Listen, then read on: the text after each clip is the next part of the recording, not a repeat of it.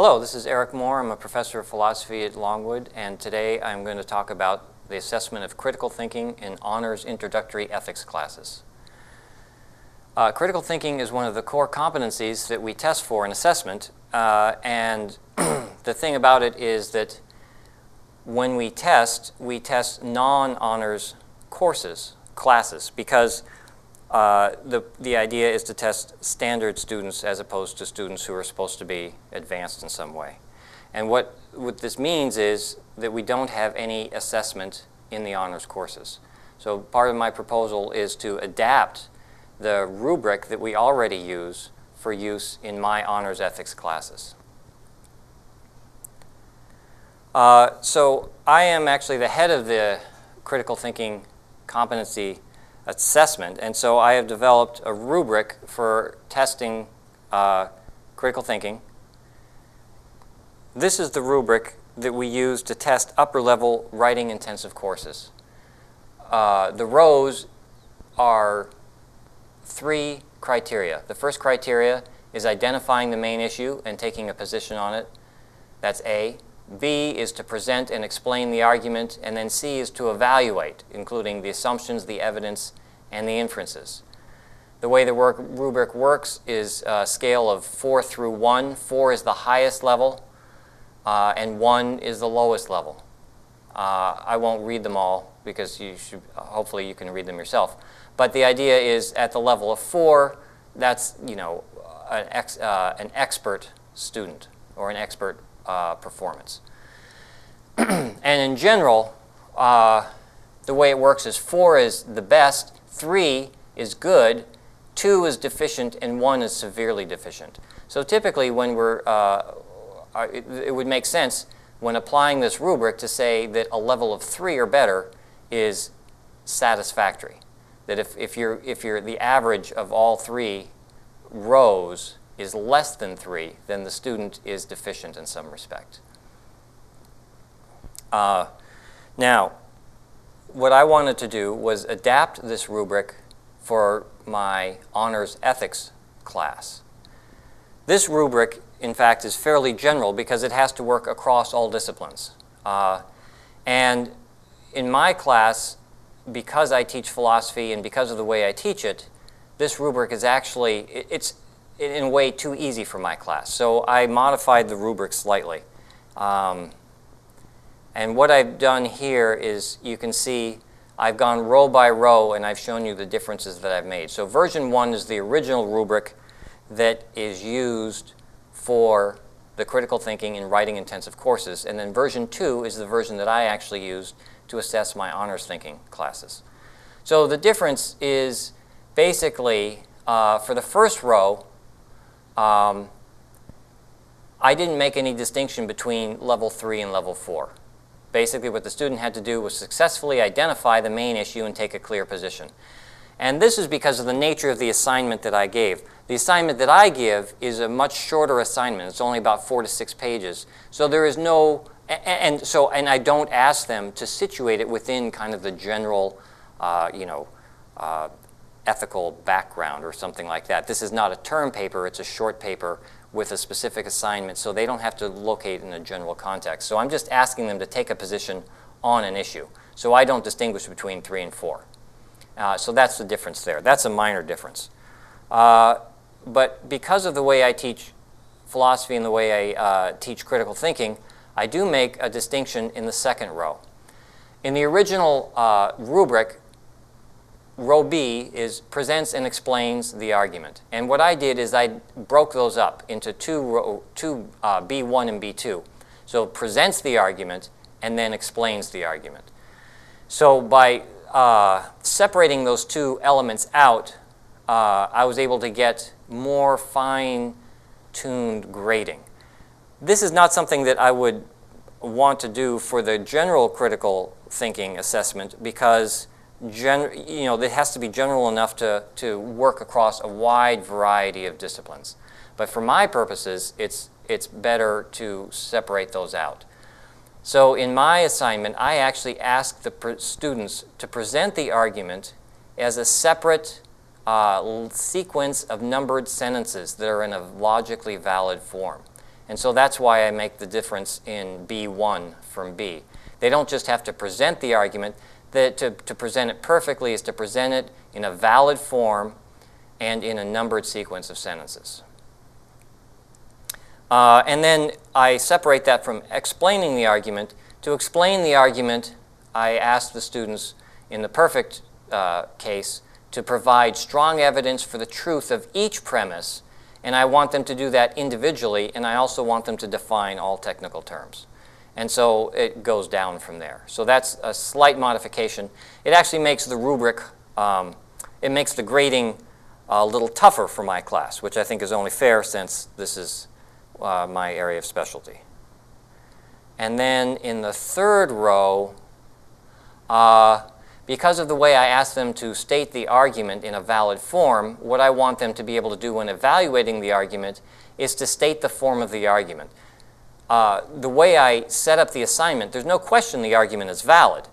But by valid, what I really mean is that if the premises are true, then the conclusion will follow.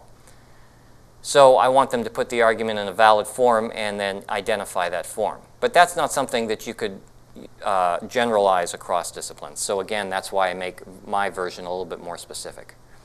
And then what I want them to do, ideally, is to pick one or more of the premises and provide reasons for doubt. Why might a critic pick on this premise? And then I want the student to either rebut that doubt, to say, well, that doubt is reasonable, but here's an answer to it. Or I want them to confirm, to add more reasons why that doubt is severe enough that maybe the premise ought to be rejected. And so that's the ideal form, and then it goes down from there in terms of quality. So those are some slight modifications, and that results in this rubric that I use. And as I say, this rubric is actually, it's tougher to do well on this rubric than it is to do on the original rubric. All right, so what I did is I had the students write 2 papers during the semester, and then I used this version of the rubric to grade them. And then I had a couple of reasons for doing this. One is, this is to assess the critical thinking in my ethics classes, in honors classes specifically, and to compare that critical thinking to the critical thinking that is demonstrated, or perhaps not demonstrated, in the writing-intensive courses, in upper-level courses of other disciplines. Now, the sample size, of course, is much smaller because my honors ethics class is smaller than the sample we use, plus I had a particularly small class this time, so I only had 8 students in my class. Compared with, we had 106 students to evaluate from the writing intensive across all the disciplines. But that does not include any ethics. But the differences were quite profound. Even using the version 1 easier rubric, in my view it's an easier rubric, out of 106 papers that we looked at, only 7 of them, or 6.6%, scored at a 3 or better for all 3 criteria.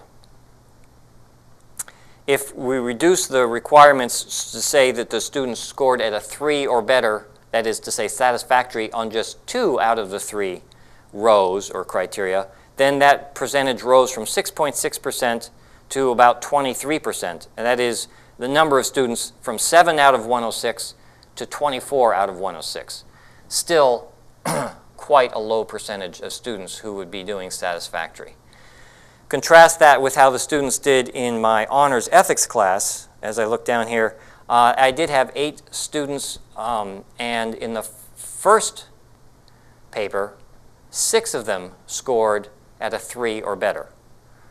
So that's 75%. And that's using the harder rubric. But of course, I should also say that my assignment is specifically tailored for critical thinking. Whereas we're not always, we're only using our best guess as to how much critical thinking plays a part in the writing intensive courses. On the second paper assignment, that number rose from 75% to 100% of the students performed at a level of 3 or better and 80% performed at the level of 4 or better. So this confirms my hypothesis that honors students do, in fact, do better with critical thinking. But it also shows, I think, that philosophy courses, of course, are designed to bring out critical thinking, and it's what we emphasize throughout the course. So it's not clear to me that this is necessarily a fair comparison because there's a sense in which students taking this course have critical thinking is the major component that we're trying to teach. And so naturally you would expect them to do well because that's the assignment. And the other thing it confirms is that as far as I can tell, I am teaching critical thinking in the way that I hoped I was, which is to say that the students are learning at least one method of critical thinking.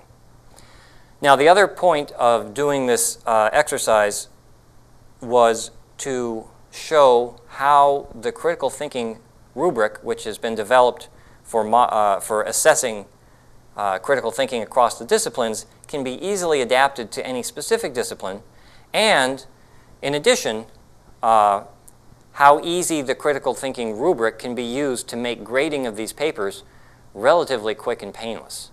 And so what I want to mention now is how long and how much effort did this take. It took me about a half hour to modify the rubric for my specific purposes, and then of course I can use that rubric for all of my classes, not just my honors ethics, but any one of my philosophy classes. I could use that same rubric because it's not ethics and it's not ethics specifically. It's geared towards critical thinking, and so it would work for all of my classes. So that's only a half hour, and I have a tool I can use in all my classes. As far as grading, these were relatively short papers. They were on average about 5 pages long, and using the rubric, I was able to read the papers, mark off the spot on the rubric for each row, and then write kind of one overall comment about what I thought was good or what I thought was bad. And I was able to do that with an average 5 minutes for the whole process per paper. So for obviously, if you have a class with 40 students in it, and that's 200 minutes, that's about 3 hours for grading a full set of papers.